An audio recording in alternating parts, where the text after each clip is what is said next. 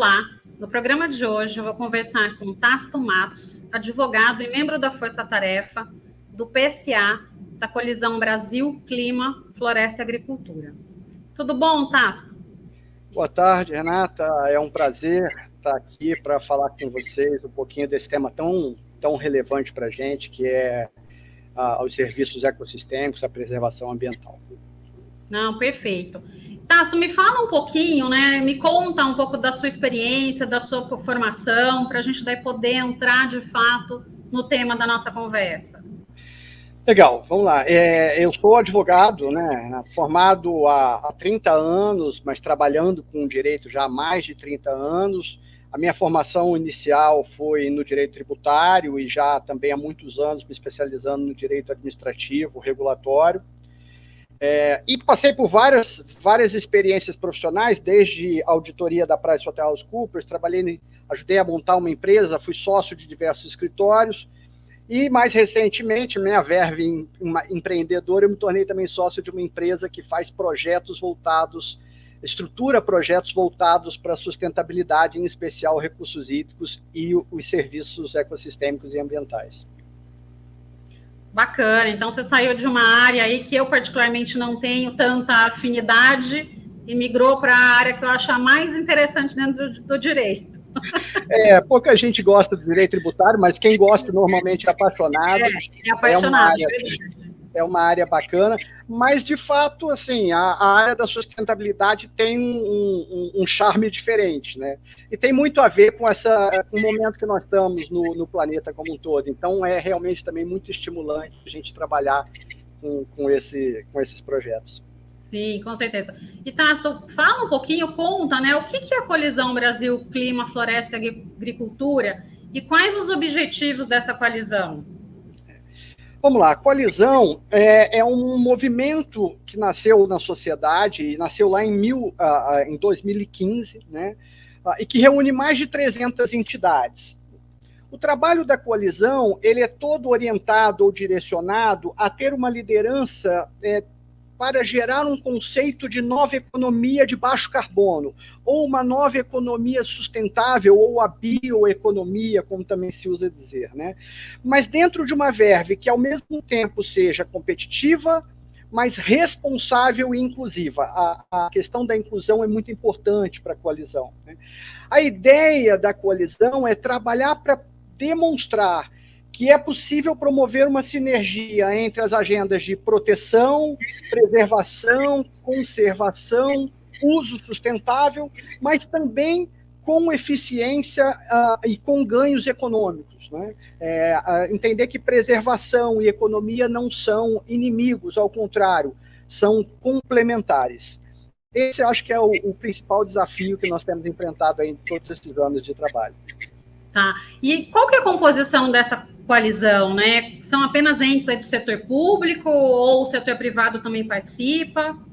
Na verdade, é uma entidade que congrega representantes do setor privado. E aí eu vou explicar por que nós não temos setor público, embora a gente interaja com ele. No setor privado, nós temos representantes de todos os tipos as facetas da sociedade. Então, nós temos representantes do agronegócio, da indústria, organizações não governamentais, representantes da academia, né, das universidades, nós temos o setor financeiro, outros setores da sociedade civil representados. Então, na verdade, é uma grande congregação de pessoas que têm esse mesmo objetivo de gerar essa correlação entre a sustentabilidade e a viabilidade econômica, né? Por que a gente não tem entes públicos? Porque, na verdade, a gente não quer estar ligado a nenhum ente público. A gente se relaciona com todos os entes públicos, de todas as unidades da federação, de todos os entes federados, União, estados, municípios, poder executivo, poder legislativo, poder judiciário. Isso nos dá, sermos uma entidade privada representativa da sociedade, nos dá essa possibilidade de interagir e contribuir para essa agenda que a gente acha tão importante. Tá, perfeito. Na verdade, eu acho que não é que os interesses divergem, né? mas, de fato, acho que a sinergia maior são os entes privados aí na busca dessas questões que você colocou, né? E mesmo é importante, Renata, a gente deixar claro que, assim, às vezes se imagina que determinados entes privados, os interesses são inconciliáveis, né? Então, que a preservação não pode ser conciliada com a agropecuária, a produção de alimentos, o que é um paradigma que nós temos que quebrar, porque é ao contrário, né? A produção sustentável, ela é mais eficiente e cada vez mais valorizada, né? Hoje, você produzir de uma forma ambientalmente adequada valoriza o seu produto, seja um produto agropecuário, seja um produto industrial. Então, a gente precisa dizer que não são inconsistentes, não são divergentes. Na verdade, são facetas de um mesmo elemento. Eles se complementam muitas vezes, né? Eu acho que é um pouco nessa linha. E, Tasto, o que é o PSA? O PSA, a sigla quer dizer Pagamentos sobre Serviços Ambientais. Na verdade, é um conceito, um instituto jurídico que já estava previsto lá no Código Florestal de 2012, então já previsto há 10 anos, mas que foi apenas citado conceitualmente lá. Do ponto de vista prático, ele também já existe há muitos anos. Na verdade, significa valorizar a preservação de ecossistemas. Valorizar em que sentido? No sentido de remunerar quem preserva ecossistemas. Embora a gente use o termo PSA, a gente fala pagamento de serviços ambientais, na verdade nós temos dois tipos. Nós temos serviços ecossistêmicos e serviços ambientais. Tendo os serviços ecossistêmicos, aquela externalidade positiva provida pela própria natureza. Ou seja, no momento em que eu preservo uma floresta ou eu preservo um rio, eu tenho ali um benefício, não foi o homem que criou, está sendo criado pelo próprio ecossistema. Além disso, tem os serviços ambientais, que são atividades humanas que também geram a externalidade positiva. Então, quando eu recupero uma mata, uma área de vegetação, eu estou, através de uma atividade humana, criando uma externalidade positiva. E é muito importante a gente lembrar de uma coisa, Renata. Isso também é uma quebra de paradigmas importante que a gente deve ter. O Brasil, especialmente nosso país, nós já preservamos bastante. Por expressa disposição legal, os proprietários de terras rurais, sejam eles pessoas físicas, indústrias, qualquer que seja o tipo de proprietário ou possuidor, ele já é, por expressa disposição legal, obrigado a preservar uma área da sua propriedade. Uma área que vai de uma área mínima de 20% da propriedade até 60%, 80%, dependendo da região e do bioma, né? E, além disso, é impressionante, eu confesso que eu não sabia, quando eu comecei a trabalhar, que eu descobri, é impressionante a quantidade de pessoas que têm as terras 100% preservadas, que é o que a gente chama de RPPN, né? São reservas privadas particulares do patrimônio natural. Então, pessoas que têm a sua área, têm uma propriedade e não exploram economicamente, destinam aquela propriedade exclusivamente para preservação. E o que nós tínhamos até então? A verdade é que todas essas pessoas que preservavam com recursos próprios.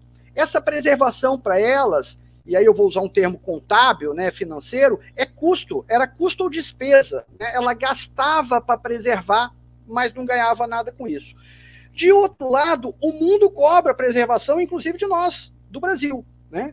E a pergunta é, bom, se nós somos obrigados a preservar, ou até temos todo o interesse de preservar, por outro lado, nós temos que entender que quem preserva presta um serviço, não é só para o Brasil, presta um serviço para o mundo inteiro, né?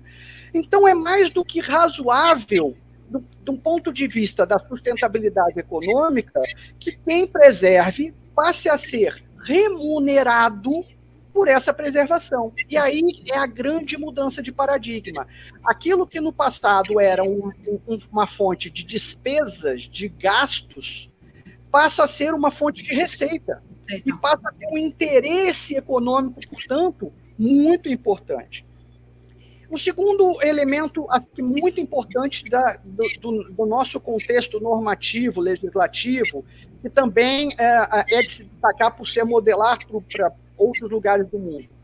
A gente reconheceu, o carbono, ele já é reconhecido, a externalidade do carbono relacionada ao carbono, a pegada de carbono, a fixação de carbono no solo, na massa vegetal, ela já é reconhecida como um serviço, entre aspas, prestado ao mundo, ao nosso planeta, já há algum tempo. Só que a nossa lei foi mais longe, ela reconheceu outras externalidades positivas também prestadas por um ecossistema preservado. Então, ela reconheceu a importância da biodiversidade, o efeito de valoração e de ampliação da biodiversidade que a preservação gera. Ela reconheceu os efeitos no ciclo hídrico, na preservação dos recursos hídricos, até que ponto a preservação do bioma e do ecossistema, ele gera uma externalidade, um efeito positivo no ciclo hídrico e, portanto, garantia da água, que é algo que sem o qual a gente não vive. Dentre outras coisas, porque ela reconheceu, por exemplo, a beleza cênica, ela reconheceu a possibilidade daquele bioma prover um efeito no microclima, e eu cito muito, eu moro em São Paulo, eu cito aqui o Parque do Ibirapuera, que, sem dúvida, gera um efeito no microclima da região. Então, tem uma série de externalidades positivas que a lei reconheceu e que ela permite a sua valoração e, posteriormente, uma vez valorado, que aquele que preserva e que, portanto, está contribuindo para gerar essas externalidades positivas seja remunerado. Então, nós estamos com um arcabouço aí jurídico e institucional muito bacana para a gente fazer uma virada de mesa, uma virada de chave mesmo. Passar a entender a preservação como um ativo extremamente valorizado e fonte de receita. E você tocou nos pontos, Tácito, que é muito importante, né? Realmente, a pressão pela preservação é muito grande e os proprietários de áreas, muitas vezes, se viam com uma despesa muito grande, né? E qual que é a contrapartida disso? A gente sabe que o fazer bem para o meio ambiente, não importa onde eu estou fazendo, eu estou contribuindo para o clima do planeta. Então, o entender isso, né? O entender essa lógica e o remunerar por isso, acho que nada mais justo, porque, na verdade, não é só para o proprietário, né? É para todo mundo vai se beneficiar pelaquela preservação. Então, essa mudança, Renato, que você comentou, assim, a gente tem uma coisa, sempre tratou esse tema como vigiar e punir, né? Comando e controle. Até hoje a gente ainda vê dizer, nós temos que punir quem desmatou, nós temos que punir... Ok, é fato. Nós não podemos abrir mão do cumprimento da lei. Mas, do ponto de vista pragmático, nós temos que mostrar e demonstrar que é mais valorizado, é mais interessante eu preservar do que destruir. Destruir, então, exatamente. Vai ser um elemento, talvez, também de uma contribuição muito grande. O dia que o produtor, ou proprietário, ou possuidor da terra entender que ele ganha mais e nós todos ganhamos mais e o mundo todo ganha mais se ele preservar do que ele destruir. Não, perfeito. E, Tácito, né, a Lei 14.119 de 2021 é ela que acho que traz essas questões aí, né, do pagamento por serviços ambientais. Quais as mudanças que foram propostas aí pela força-tarefa de vocês? Vamos lá, o que aconteceu nesse caso? Tá? O projeto de lei começou a tramitar no Congresso e a Força-Tarefa e a coalizão, ela acompanhou desde o início todo o processo legislativo. A coalizão tem um direcionamento muito importante, e nesse caso dessa lei, a gente trabalhou sempre com esse direcionamento, que era uma lei que fosse concisa, objetiva, mas que fosse completa para ser autoexecutável. Então, assim, havia muita importância. Como havia um precedente do Código Florestal, que tinha um único artigo que tratava conceitualmente e que, na verdade, acabou não gerando uma aplicação prática, a gente queria que a lei ela não fosse exagerada, mas que ela fosse suficiente para que as pessoas pudessem fazer PSA com segurança jurídica. Né? Aí tinha um segundo elemento também muito importante, que era a inclusão. Isso é um paradigma de extrema relevância na coalizão. Então, a gente precisava que também o processo legislativo ele não fosse um processo que tornasse o PSA mais um instrumento para grandes produtores ou para grandes empresas. Então, o custo de transação, esse é um exemplo claro. O custo de transação de projetos de carbono, muitas vezes, ele é alto para um pequeno produtor ou para um pequeno, uma indústria que faça um pequeno projeto de redução de carbono. A gente trabalhou muito também com esse conceito, para que a lei do PSA ela fosse suficiente para ter todos os controles e atender todas as regras de compliance, mas que não enfechasse tanto, não tornasse o custo de transação dos projetos tão alto que inviabilizasse o pequeno, né? Aquele que tem uma pequena quantidade, mas que ainda assim é um serviço e que se a gente somar muitos milhares de pequenos, nós vamos ter um efeito grande. E por último, protagonismo do setor privado, porque também o PSA, ele teve no passado, e mais uma vez, existem projetos de PSA já há 10, 15 anos. A lei ela só veio dar mais segurança jurídica a isso. Mas havia um protagonismo muito grande dos entes públicos. Então, assim, muitos projetos de PSA eram feitos com recursos públicos. E, na verdade, o que a gente vislumbra hoje é que com a necessidade de ESG e o próprio reconhecimento da sustentabilidade pelos entes privados, nós entendemos que há uma oportunidade de um protagonismo efetivo de relações 100% privadas. Recursos públicos, recursos privados remunerando entes privados que fazem a preservação. Então, esses três elementos foram que direcionaram os trabalhos da coalizão, mais uma vez, entendendo como um representante da sociedade brasileira e com o objetivo de realmente contribuir para que a lei saísse e eu posso dizer que, nesse caso, o próprio Congresso Nacional está de parabéns, porque foi uma belíssima lei, a redação final foi muito boa e nós temos aí uma bela instrumento para realmente multiplicar essas experiências de PSA. Não, e você tocou num ponto, né? Porque a maioria das leis que são criadas, quem não é muito... Para quem é da área, já é difícil entender, né? Para quem não é, então, a dificuldade aumenta. Então, você tornar isso né, de forma que todos possam entender, que possam identificar os benefícios e como aplicar isso, né, sem que alguém precise traduzir, acho que é de extrema importância, né? Então, realmente, a necessidade de uma norma aí objetiva, específica, que não trate aí de mais coisas do que precisa, ou que deixa aí buracos, né? Bom, e agora? Como que eu faço isso?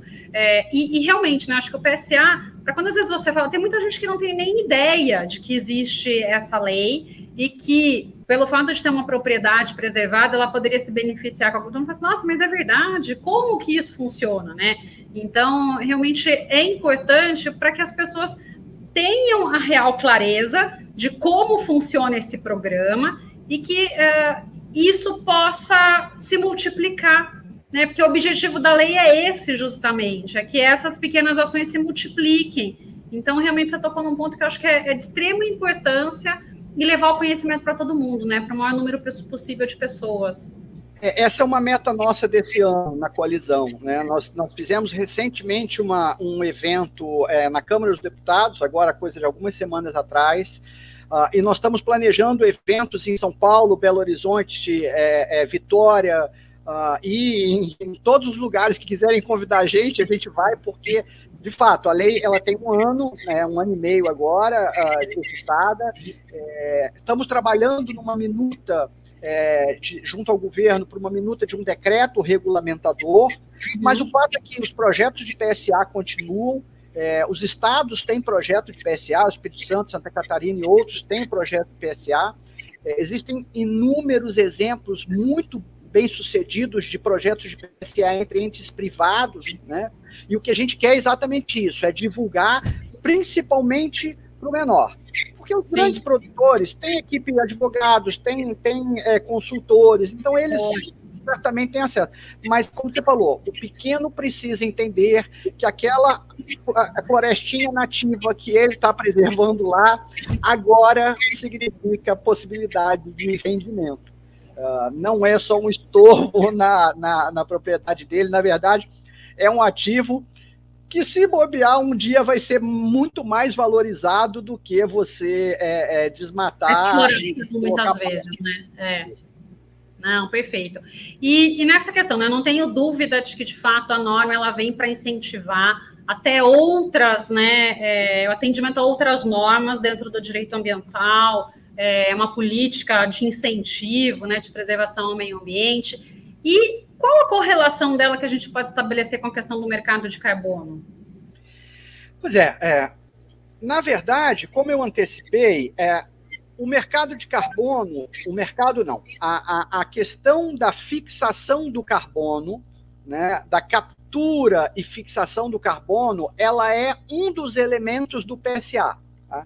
A lei também, a gente trabalhou muito nisso para que eu pudesse ter essa flexibilidade. Então, o que a lei previu é o reconhecimento das diversas externalidades positivas. Ah, tá, mas eu preciso reconhecer todas, eu preciso certificar todas, eu preciso valorar todas? Não. A lei permite que você possa fazer cada uma delas, escolha o que você quer e remunere o que você quer. Então, nós vamos ter uma empresa que o foco dela é biodiversidade. Então, ela vai pegar uma área preservada e o que ela vai valorizar naquela área? Ah, eu quero aqui, e eu tenho um exemplo concreto de um cliente, ele diz, não, para mim o que interessa é biodiversidade, eu tenho um plano de aumentar a biodiversidade no planeta. Então, eu quero que essa área tenha um aumento da biodiversidade. Tá ótimo, você vai lá, vai fazer um trabalho de certificação aqui. A outra não, eu quero neutralizar carbono, né, que é o que você falou, do mercado de carbono voluntário. Não, eu quero neutralizar carbono, a minha pegada de carbono, seja na meu ciclo de produção, seja numa determinada atividade. Então, eu vou olhar naquela área preservada o que eu tenho de captura e fixação de carbono, seja no solo, seja na massa vegetal, e eu vou considerar que esse carbono que foi capturado, quer dizer, retirado da atmosfera, ele neutraliza o carbono que eu jogo na atmosfera, né? Mas eu vou dar o exemplo outra vez do Ibirapuera. Não, eu adoro o Ibirapuera porque isso aqui é uma área de lazer, isso aqui afeta o microclima da região sul aqui de São Paulo, isso aqui tem um efeito da biodiversidade, então nesse caso eu quero remunerar esses elementos. Então, eu acho que a grande vantagem é essa, como eu te disse, é dar o arcabouço mínimo, mas com flexibilidade, para incluir o carbono, mas não ser exclusivo de carbono. Uhum. Tá, perfeito. E Tasto, é possível, né, a gente tornar o pagamento por serviços ambientais atraente para o setor financeiro? Renata, essa é uma pergunta mais ligada à futurologia, mas uma futurologia que a gente já tem alguns indícios, né? A gente trabalhou também, e aí o governo federal acatou e aprovou o que a gente chamou, um título que a gente chama de CPR Verde. A cédula de produtor rural é um título financeiro, né, um título já negociado no mercado financeiro, relacionado à produção da agroindústria. Né? Então, já é um título de mercado financeiro.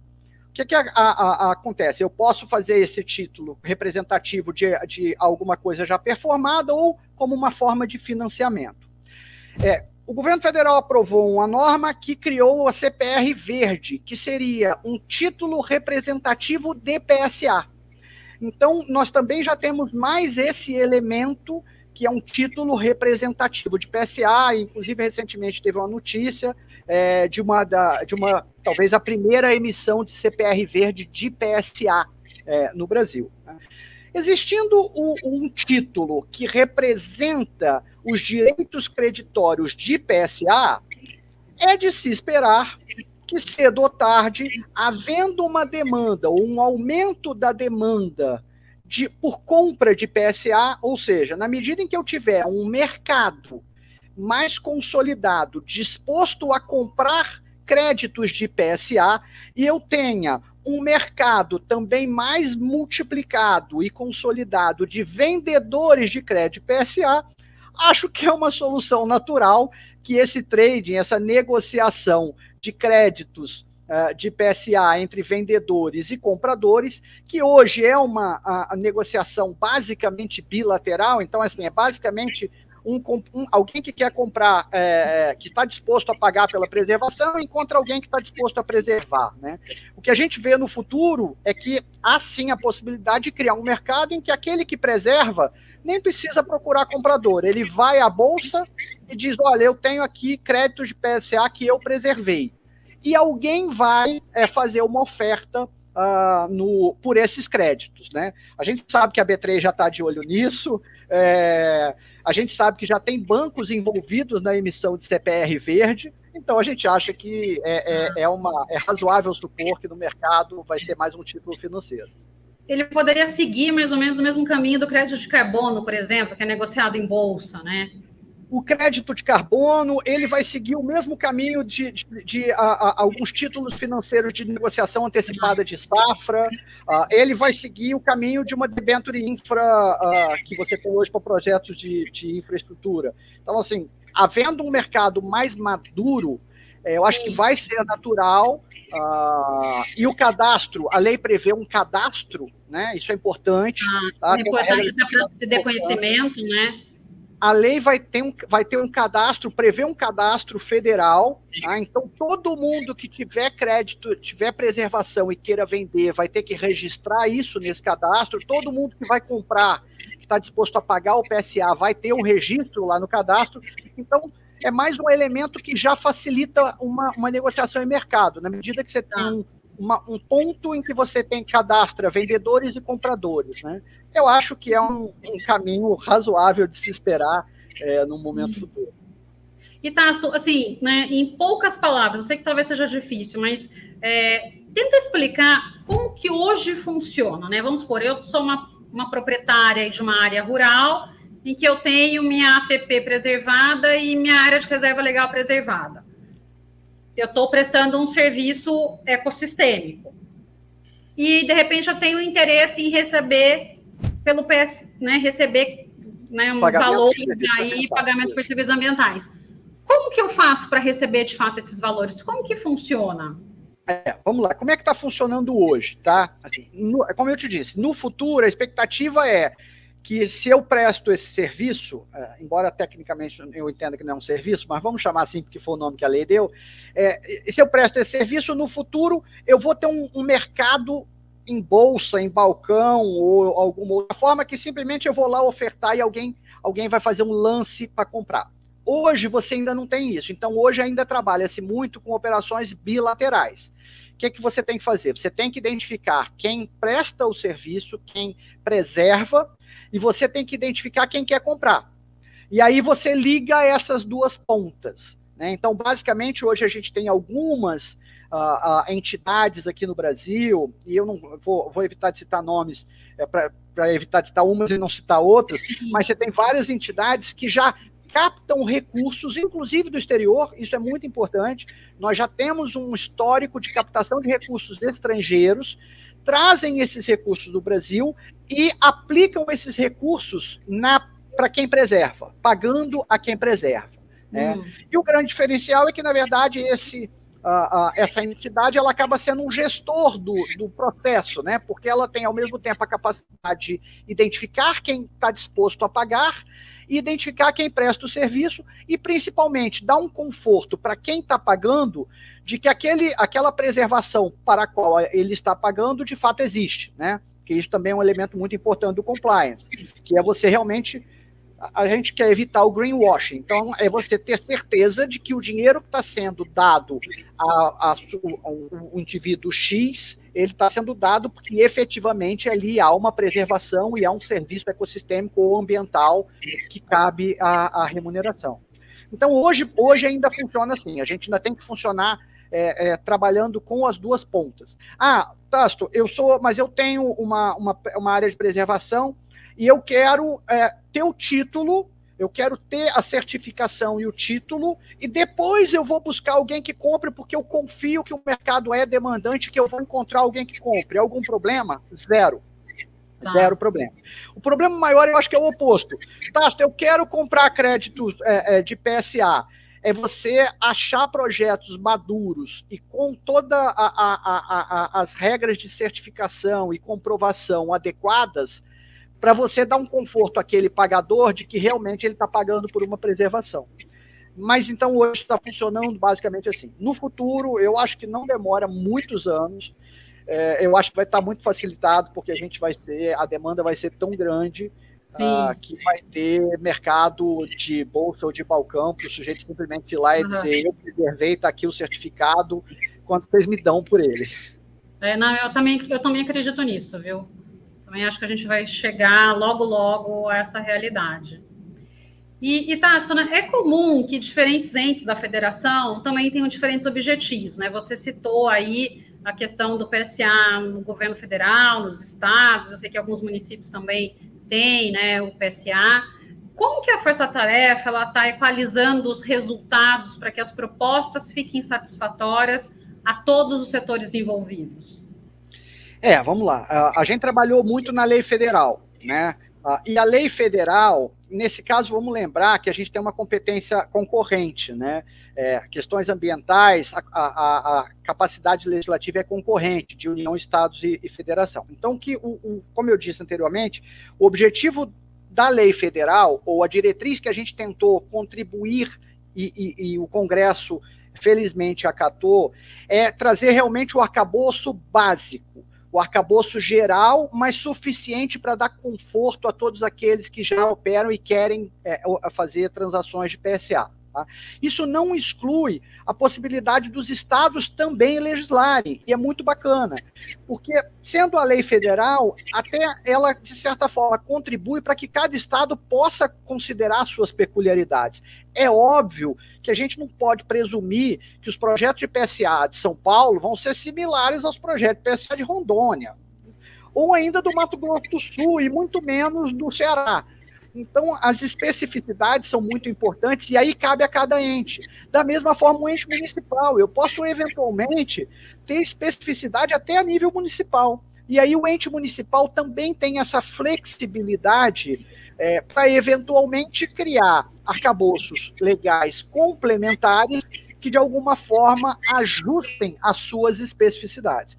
A participação da coalizão, como eu disse anteriormente, ela é sempre no sentido de contribuir para os entes públicos que queiram tratar desses temas. Então, sempre que a gente puder e a gente é convidado, a gente sabe que hoje existem alguns estados já com legislação em análise também para ser editada, projetos de leis estaduais para regulamentarem, a gente, na medida do possível e do convite, né, a gente sempre procura atuar e procura contribuir com essas iniciativas, mas sempre respeitando muito as especificidades e valorizando muito as especificidades de cada ente específico, de cada ente público. Tá. Não, perfeito, maravilha. Olha, a conversa está ótima, esse assunto é um assunto que eu particularmente gosto bastante, mas a gente aqui já mais ou menos deu o nosso horário.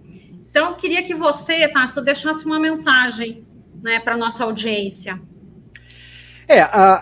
Eu queria aproveitar a oportunidade de dizer: a coalizão está de braços abertos para conversar, participar, discutir com quem quer que precise. Tá? A gente precisa divulgar mais a lei e os projetos de PSA. Mas a grande questão é que hoje, basicamente, nós temos a segurança jurídica e o arcabouço necessário para fazer. Então, nós queremos discutir, nós queremos debater, mas, acima de tudo, nós estamos incentivando a fazer. Vamos fazer projetos de PSA. Haverá um tempo de aprendizado, a gente não tem nada fixo, nem pronto, nem definitivo, mas é muito importante que cada pessoa entenda que preservação hoje é uma necessidade, mais do que uma necessidade. Como eu disse, uma potencial fonte de remuneração. Então, botar mãos à obra e fazer acontecer. Não, acho que é isso mesmo, né? É uma necessidade, até para que a gente possa viver num mundo que a gente conhece hoje, porque a gente não sabe quais são os impactos para o futuro e as mudanças que virão, né? Então, realmente, acho que é essencial, e se você puder ter uma remuneração por isso, né, melhor ainda. Então, Muito obrigado, Tácito. Foi muito boa a nossa conversa hoje, viu?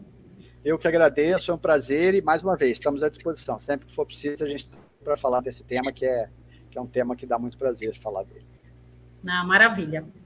No programa de hoje, eu conversei com Tácito Matos, advogado e membro da Força Tarefa do PSA, da Coalizão Brasil Clima, Floresta e Agricultura. Muito obrigado a você que nos prestigiou até aqui. Deixe seu like, se inscreva em nosso canal, compartilhe. Nos vemos na próxima semana.